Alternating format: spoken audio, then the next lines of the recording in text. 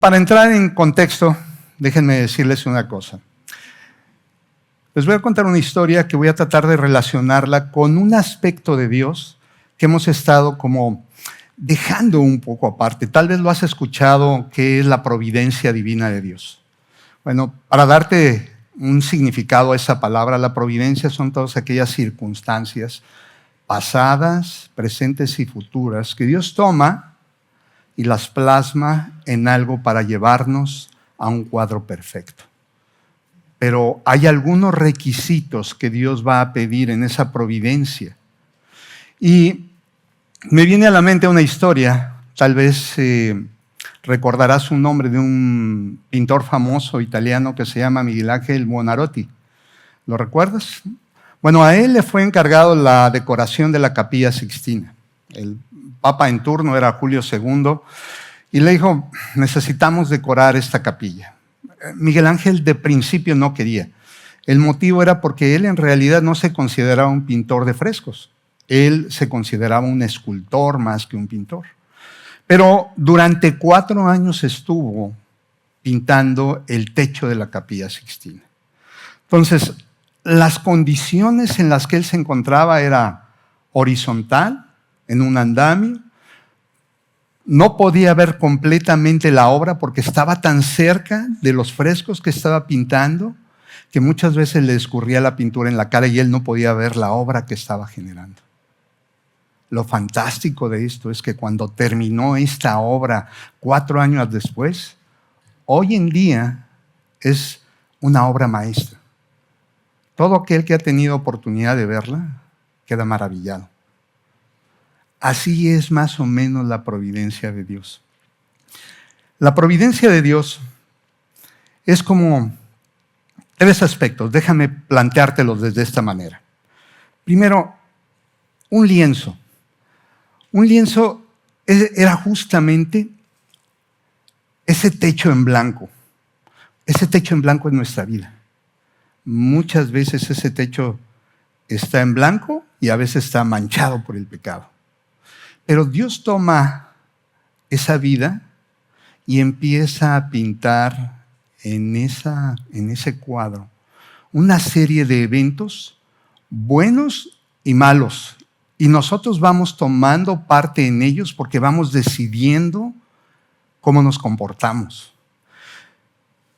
Cuando ese pincel Dios lo toma, simboliza las acciones de Dios y simboliza las acciones de nosotros, trabajando juntas para crear algo hermoso. Pero lo más bello es cuando Dios puede ver la galería completa. Cuando tú te das cuenta de que ese cuadro está estampado alrededor de muchos otros cuadros. Y entonces puedes tener la posibilidad de ver lo bello que se ve la galería completa. Pero eso solamente lo puede ver Dios. Nosotros solamente podemos ver parte del cuadro. ¿Qué implicaciones tiene eso justamente para la historia de hoy? Bueno, la historia de hoy, vamos a terminar este libro de Ruth narrando los últimos 10 versículos, del versículo 12 al versículo 22. Y no sé si te ha parecido como la parte más antirromántica de la historia, porque de repente en el capítulo 3 estamos frente a una Noemí que está tratando de darle constantemente instrucciones a Ruth. 7 instrucciones les dio. Las 3 primeras fueron, te bañas, te perfumas y te pones tus mejores ropas. Pero después vino algo interesante. Vas a ir donde está vos y le vas a ofrecer matrimonio. Vos se emociona por una joven bella, pero el corazón de vos no se está fijando solo en la belleza de esta mujer. Se está fijando en las necesidades que tiene un pariente cercano que es Elimelech, una pariente cercana que es Noemí y un pariente cercano también que era Mahlón, porque lo que él iba a hacer era darle descendencia a través de redimirla, de la ley del levirato, y que el nombre de Mahlón no se perdiera. En pocas palabras, significaba que el corazón de vos estaba alineándose más bien para servir, estaba alineándose para mostrar otra cosa totalmente diferente. Y así termina justamente casi el capítulo 3 cuando Booz dice, yo voy a hacer lo necesario para que eso se cumpla. Y empieza el capítulo 4 y estamos esperando una historia en donde, wow, la boda, los invitados, todo lo más bello que siempre recordamos de nuestras bodas y, oh, decepción. Empieza con un trato. Empiezan narrando cómo Booz va a la puerta de la ciudad y llama a algunos testigos, 10 para ser exacto, y le dice a otro pariente que tenía mejor posición para redimir a Elimelech y a Mahlón. Y le dice, oye, ¿quieres redimirla? Redimirla significaba, ¿quieres comprar las tierras que probablemente Elimelech antes de salir hacia Moab había vendido? Él las tiene que comprar. Y entonces el fulano, que en realidad, qué nombre, ¿verdad? El fulano. Pero es peor en hebreo, porque en hebreo la palabra es Peloni Almoni. Entonces, mejor nos quedamos con el fulano. Este fulano ve lo que es un negocio y piensa, ¿será bueno tener más tierras? Sí, yo creo que sí es buen negocio. Pero Booz le dice, oye, pero el negocio viene con moabita incluida. ¿Cómo? Te tienes que casar con ella. E inmediatamente en ese momento, ¿qué es lo que hace el fulano? No. Ya no conviene, ya no sirve a mis intereses porque si tengo un hijo con Ruth, ese hijo va a ser el dueño de la tierra. ¿Qué nos estaba mostrando el Señor en todo eso? Que el pueblo hebreo vivía a base de religiosidad. Estaba en ese momento funcionando la ley del pariente redentor del Goel. Estaba funcionando la ley del levirato. Estaba funcionando la ley de los testigos y cómo deberían comportarse. Estaba funcionando la ley del jubileo.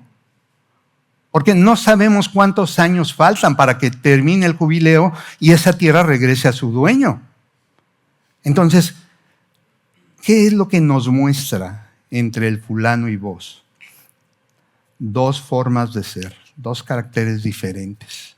Uno que está pensando en su propio reino y en lo que él puede tener, y otro que está pensando en cómo servir y cómo ayudar a otros. La pregunta es, ¿cuál es el reino que tú abrazas? ¿Qué parte de la historia de Booz estás haciendo tuya? Porque en este momento la historia va a empezar a dar un giro total.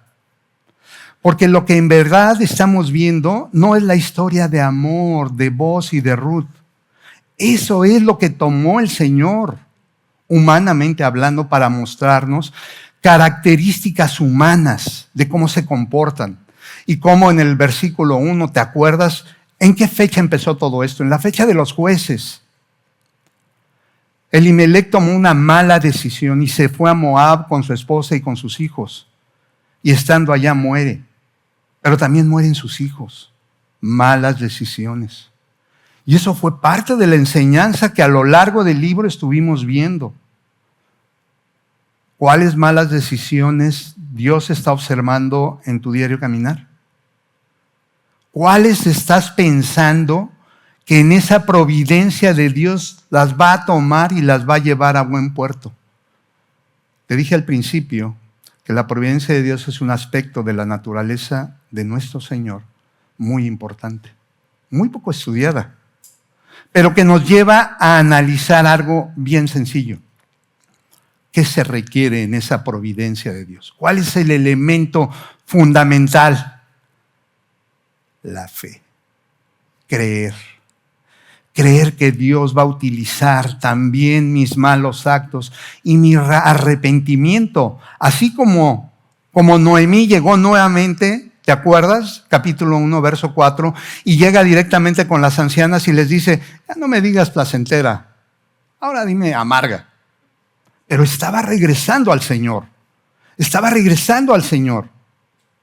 Era importante la decisión que tomó Noemí porque estaba regresando a su Señor. Tal vez con una teología un poco cuestionable. porque en realidad no mostró una fe firme. Pero eso está mostrando nuestro día a día, nuestra forma de ser de nosotros. Déjame llevarte entonces a los versos 11 y 12, porque no vamos a poder empezar este desenlace de esta historia si no leemos desde el verso 11. ¿Qué tenemos entonces?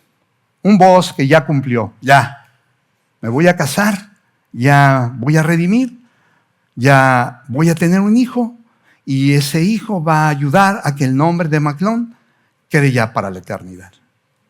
Él está en esa mente, pero cambia la escena y entonces todas las reflectores se van hacia los ancianos. Qué raro porque la historia debería ir hacia los enamorados, pero los reflectores se voltean hacia los ancianos y dice, entonces los ancianos, leo 11 y 12, y toda la gente que estaba en la puerta respondieron, somos testigos, la ley de los testigos, que el Señor haga que esta mujer, Ruth, que va a ser parte de tu hogar, sea como Raquel y Lea, de quienes descendió toda la nación de Israel, que prosperes en Efrata y que seas famoso en Belén. ¿Qué tenemos aquí? Tenemos una bendición. Estos hombres están observando que Booz ya cumplió con lo que había dicho, cerró el trato y ahora viene una bendición. Pero vamos a desmenuzarla un poco para que empecemos a ver cómo Dios empezó a trabajar el final de la historia de una manera impresionante. Somos testigos que el Señor haga que esta mujer que va a ser parte de tu hogar, ¿a dónde va dirigida la bendición? Al hogar. Al hogar está dirigiendo la bendición. Pero dice que esta mujer que va a ser parte de tu hogar sea como Raquel y Lea. Raquel y Lea. ¿Y quiénes son Raquel y Lea? ¿Has oído que la propia Biblia dice que se explica por sí mismo? Bueno, aquí mismo lo dice. De quienes descendió toda la nación de Israel. Ni siquiera es difícil entonces entender a qué grado estos ancianos están comparando ahora a Ruth. Ya no es Ruth la moabita. ¿Te acuerdas que toda la historia era Ruth la moabita, Ruth la moabita? Ya cambió. Hoy ya es justamente esta mujer que se está integrando a una sociedad israelita llena de religiosidad, sí, de reglas, sí, pero con una enseñanza muy clara para nuestras vidas. Raquel y Lea, más bien Raquel, experimentó algo muy parecido a lo que experimentó Ruth. Raquel también experimentó la esterilidad. Entonces estos hombres, estos ancianos, están observando y ven la historia completa y están pensando, ¿cuánto tiempo estuvo casada Ruth con Maglón? 10 años. Caray, y no tuvieron hijos. Wow, parece que hay problemas de esterilidad. ¿Te fijas por qué entonces esta bendición está siendo llevada a que bendigan tu hogar y tus descendientes? Porque de quienes descendió toda la nación de Israel, que prospere en Efrata, y están pidiendo que Booz sea famoso en Belén. Y ahorita vamos a ver ese punto, pero que prosperes en Efrata y seas famoso en Belén. Verso 12, y que el Señor te dé descendientes por medio de esta joven. ¿Te fijas cómo ya fue muy clara la bendición? Quiero que tengas hijos. Que sean como los de nuestro antepasado Fares, hijo de Tamar y Judá. Y aquí necesitamos entender ese punto, porque si no vamos a dejar a la mitad la historia.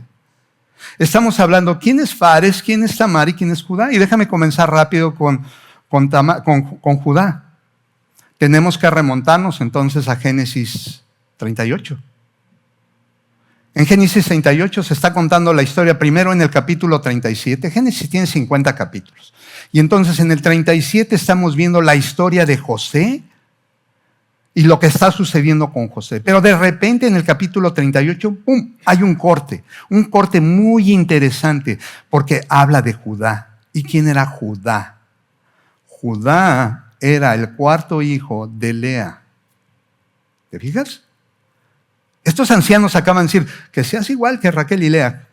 Ok, Ruth se parece a Raquel, pero Fares y Tamar y Judá es hijo justamente de la otra esposa de Jacob. Entonces ya unieron ellos el pensamiento. Y Judá, como cuarto hijo, te cuento rápido la historia, te la voy a resumir rápidamente. Judá, sabíamos que de él va a provenir la dinastía del Mesías. ¿Lo tienes claro?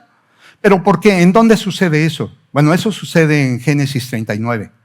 Cuando Jacob, su padre, los llama para darles las bendiciones, la bendición más larga que hay se la da a Judá. Y la segunda más larga se la da a José.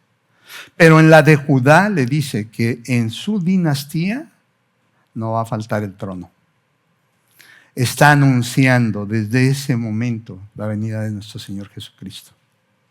¿Te fijas cómo todo empieza a caer como pequeñas figuritas en un rompecabezas?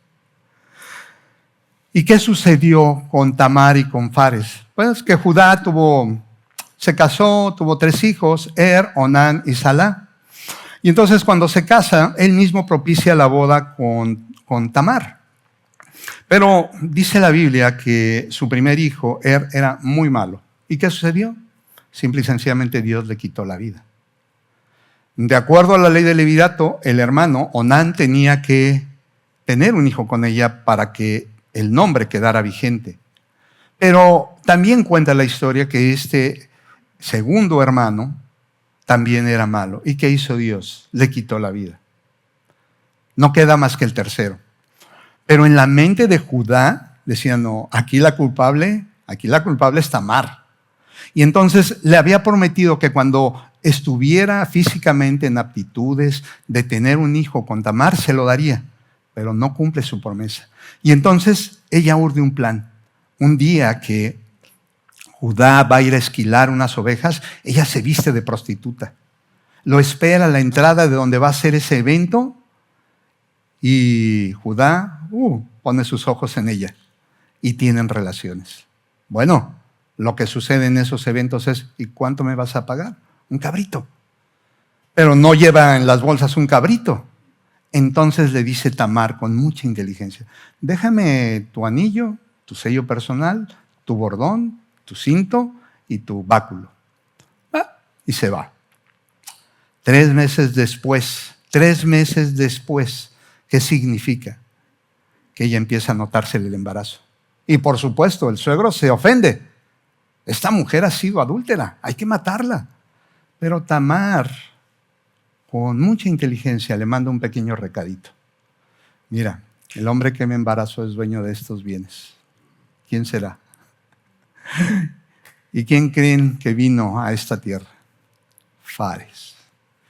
Entonces, esta historia nos está mostrando cómo una pequeña bendición de estos ancianos está descubriendo una historia mucho más grande. Porque de la línea de Fares es que vino el rey David. Y de la línea del rey David es que vino Jesucristo. ¿Te fijas cómo detrás de bambalinas, atrás del cuadro, atrás del tapete donde se ve apenas los nudos que estás empezando, en realidad Dios está dejándonos ver un cuadro más grande? Nada de esto va a funcionar si los personajes en esta historia no tienen la fe suficiente para creer esto. Y cuando me refiero a los personajes de esta historia, no estoy hablando de Ruth, de Boaz, de Noemí, estoy hablando de ti. Si tú hoy que te estás aquí presentando, al terminar esta enseñanza, no te llevas en tu corazón lo que Dios ha querido decirte acerca de este plan hermoso que Él dejó para que viéramos y para que pudiéramos experimentar y que nuestra fe creciera, te vas a ir vacío. Déjame ir al verso 13. Porque el verso 13 dice, así que Booz llevó a Ruth a su casa y la hizo su esposa. Cuando se acostó con ella, el Señor permitió que quedara embarazada y diera a luz un hijo. Muchos aquí conocen la historia de Esther y de Ana. Y todos sabemos, quienes le conocemos, ellos batallaron durante algunos años para tener familia. De hecho, acudieron a instancias científicas para una inseminación. Pero ¿qué sucedió después de ese proceso de inseminación? Que no resultó en embarazo. Y poquito tiempo después, en forma natural, vino Sara. Y un día la vamos a ver aquí, cuando la presente. ¿Sabes qué significado tiene eso? Este verso. El Señor permitió que quedara embarazada y diera a luz. ¿Te fijas la belleza de la providencia del Señor? El Señor tiene todo en sus manos y sabe cuándo va a ser el momento adecuado. La providencia de Dios requiere de nuestra fe, requiere de que lo creamos, requiere de saber que yo soy un simple pecador y como un simple pecador voy a fallar en mis decisiones, pero tengo fe en que cuando me doy cuenta me arrepiento y regreso a los caminos que el Señor me ha marcado. Verso 14 y 15 dicen así. Entonces las mujeres del pueblo le dijeron a Noemí, alabado sea el Señor, que te ha dado ahora un redentor para que tu familia... Leo nuevamente. Entonces las mujeres del pueblo le dijeron a Noemí, alabado sea el Señor, que te ha dado ahora un redentor para que tu familia, que este niño sea famoso en Israel. Y ojo, ¿te fijaste cómo los reflectores al principio voltearon hacia los ancianos? Ahora los reflectores están cambiando y ahora son las ancianas. Estas mismas ancianas que te comenté hace un momento en el capítulo 1, verso 4, dijeron, ¿a qué está regresando Noemí? Y Noemí le respondió, no, soy amargada, porque el Señor no me cumplió. Además, se llevó a mi esposo, se llevó a mis hijos. Estaba amargada por las tragedias que había pasado en su vida. Pero como había oído que en Belén nuevamente había algo que comer, ella decidió regresar. En parte lo que te dije acerca de la teología que tenía Noemí era un poquito equivocada, porque no es más bien por el pan que ya sabes, que todo está volviendo a la normalidad en Belén, porque era muy fácil darse cuenta de que eso ya había sucedido. Noemí desde que llega, observa quién es el pariente redentor, ¿te acuerdas? Booz. Y sabe que Booz es un hombre próspero. Significado es que Dios cuidó de la vida de Booz y de muchos otros, tal vez en ese momento allá en Belén. ¿Y qué hizo? Los prosperó. ¿Qué fue lo que hizo la diferencia? Que Booz creyó en Jehová. Que Dios creía que Dios podía prosperarlo. ¿Te fijas cómo las decisiones que tomamos día a día marcan nuestro futuro? ¿La providencia de Dios está presente en ese tema? Todo esto que te estoy comentando es como ir resumiendo muchas de las cosas cuando enseñó Brandon, cuando enseñó Robbie. Es estar como teniendo ideas que llegan a mi mente y diciendo, wow, qué historia, pero la historia en realidad al final no me está contando la historia de Ruth y de Booz. Me está contando una historia de una genealogía. ¿Qué es lo que está tratando e intentando decirme el autor divino con esto? ¿Hacia dónde me está llevando? Porque ahora las mujeres, esas mismas mujeres de las que te acabo de hablar, dicen, alabado sea el Señor, que te ha dado ahora un redentor para tu familia. Y esta es una frase muy interesante, porque esta frase, alabado sea el Señor que te ha dado ahora un redentor para tu familia, se está refiriendo al niño que tuvieron Ruth y Booz. Pero esta frase solamente se utiliza una vez en todo el Antiguo Testamento y se utiliza para nombrar justamente al Redentor. No se utiliza Tal vez los términos para redentor con una persona adulta aparecen en otras ocasiones, pero para nombrar, para señalar un redentor a un niño, es la única ocasión que en el Antiguo Testamento lo encontramos. El Señor está cerrando la narrativa así, para que veamos a dónde se tienen que colocar nuestros ojos. A dónde la historia va a tener una parte climática, donde nos vamos a dar cuenta de qué es lo que me quieres enseñar en realidad, Señor. Porque que este niño sea famoso en Israel, por supuesto que va a ser famoso. Porque va a ser famoso en todo el mundo. Porque su fama va a trascender, no como la de vos.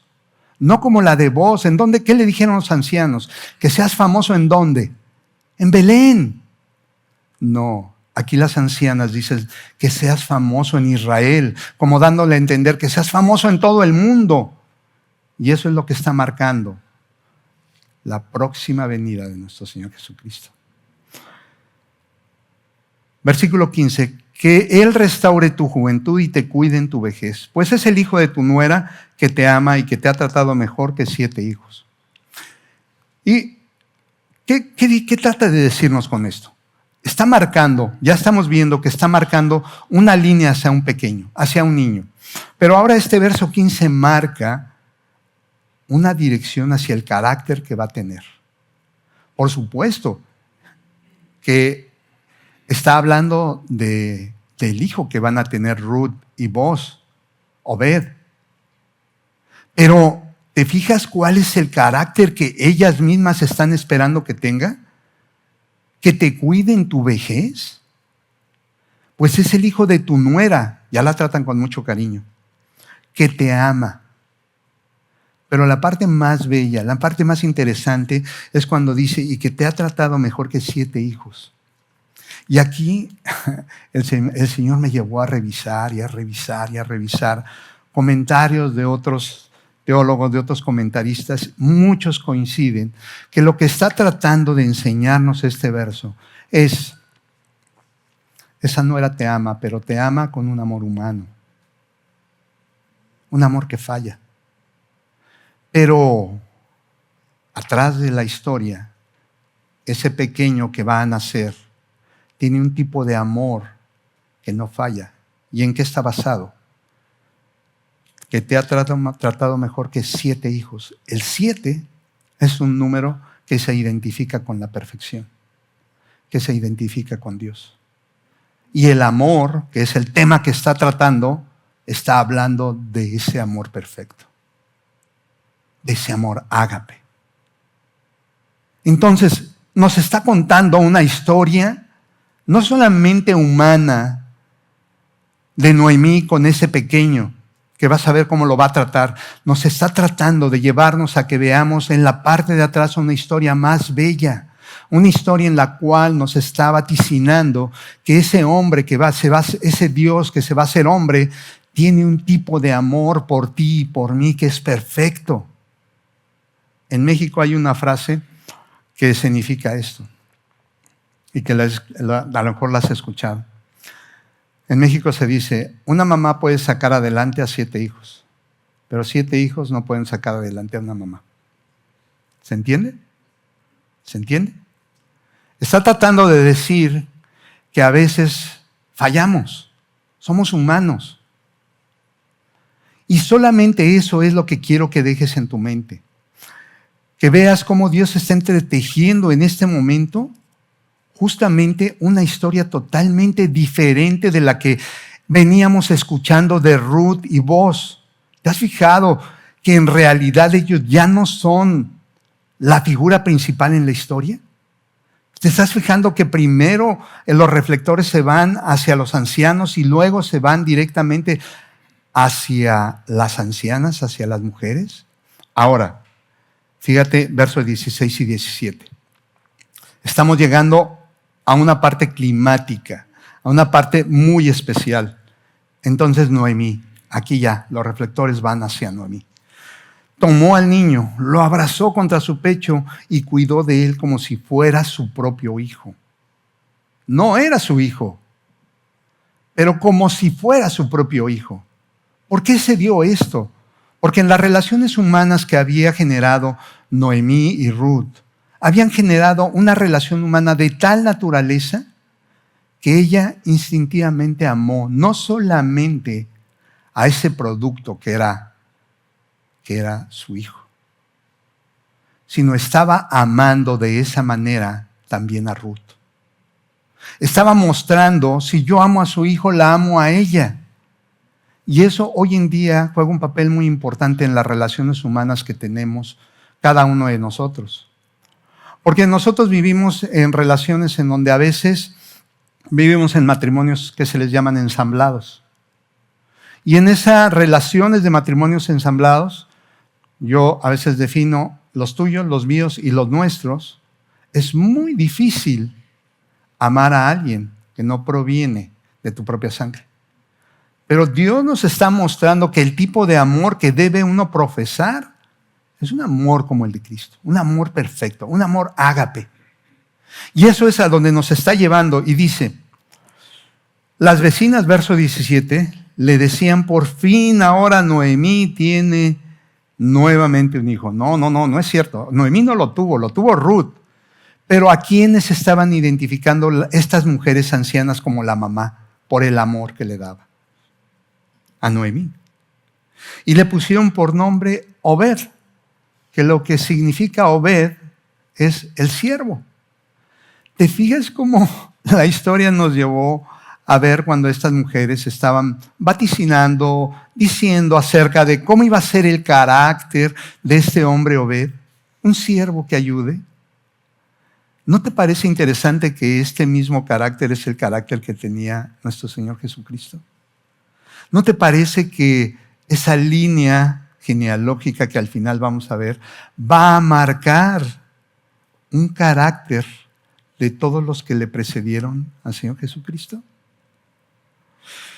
Él llegó a ser padre de Isaí y abuelo de David. Y aquí es como cuando Dios está pintando el cuadro. Dice, te voy a dejar ver un poquito de ese cuadro. Porque cuando piensas en, él llegó a ser padre de Isaí y abuelo de David, entonces tu mente tiene que pensar un poco, a ver, ¿cómo comenzó el libro? ¿Cómo comenzó el libro de Ruth en aquellos tiempos?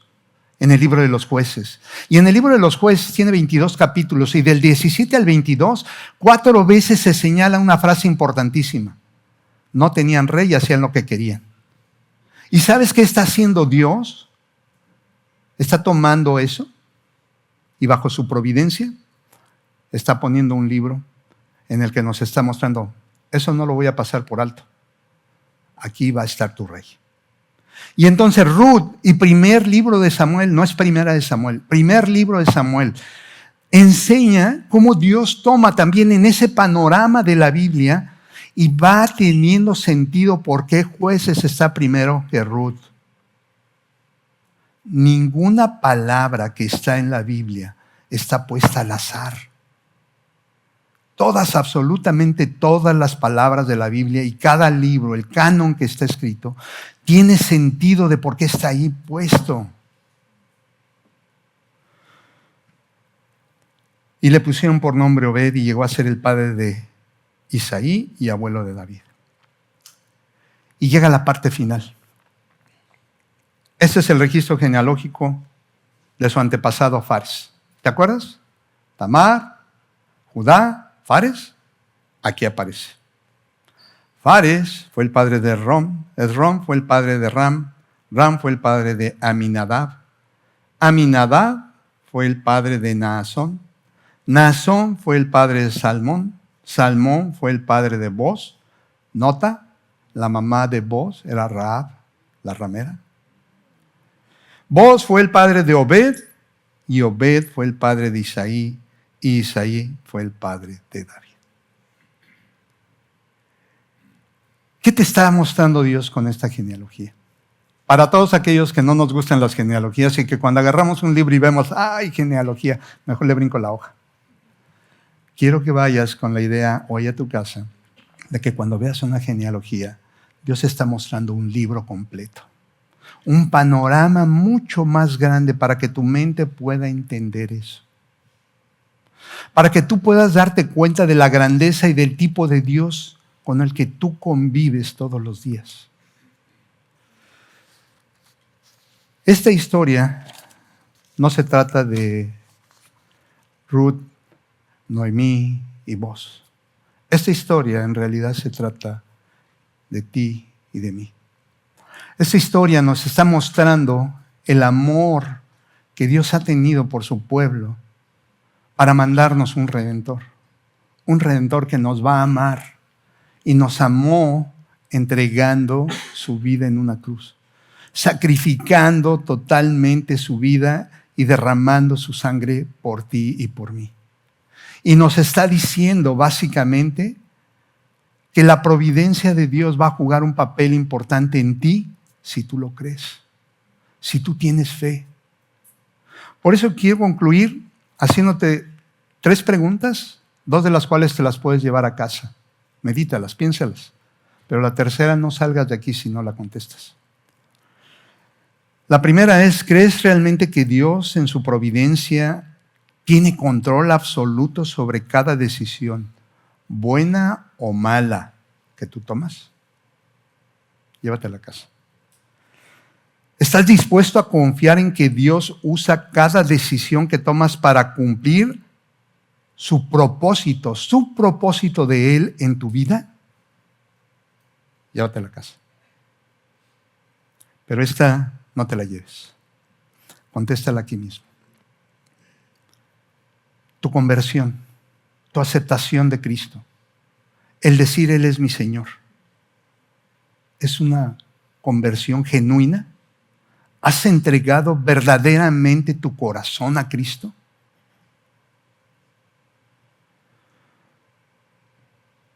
Porque si hay áreas de tu vida que aún no le entregas al Señor, yo no quiero que hoy te vayas sin que lo hagas, sin que le confieses al Señor que eres un pecador, pero que crees en lo que Él nos ha contado en esta historia de amor y que completamente crees que Él va a hacer un cuadro perfecto en tu vida. Por lo menos eso dice Filipenses 1:6, porque el que comenzó la buena obra la perfeccionará. ¿Hasta cuándo? Hasta el día de Jesucristo. Él va a cumplir cada una de sus promesas en tu vida. Y ¿sabes una cosa? El precio está pagado. No necesitas hacer más que decir, te acepto como mi Salvador. Por eso, si tú quieres tomar esa decisión, si hoy no lo has hecho, puedes hacerlo en tu asiento. O al final podemos orar.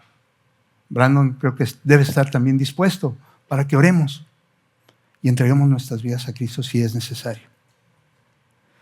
Por eso, el final de este libro, lo único que hizo fue mostrarnos el amor tan grande que tiene Dios por un pueblo perdido en el pecado, nosotros.